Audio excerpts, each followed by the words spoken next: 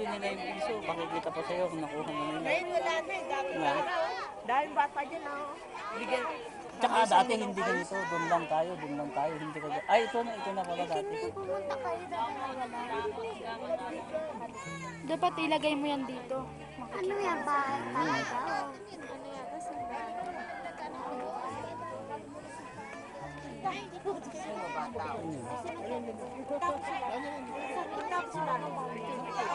Yan yung libing yung mga namatay.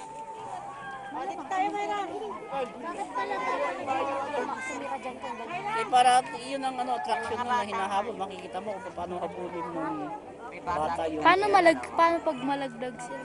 Eh, pababa siya, hanggang doon siya. Gugulong siya hanggang doon.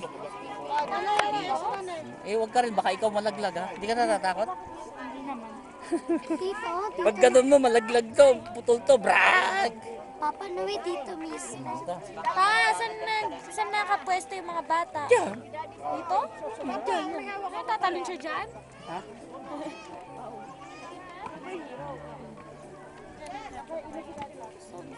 Hindi mo sa ulo mo. May tao. Dati, ganyan o. Ganyan yung mga bata dyan o. Nakatayo lang sila dyan.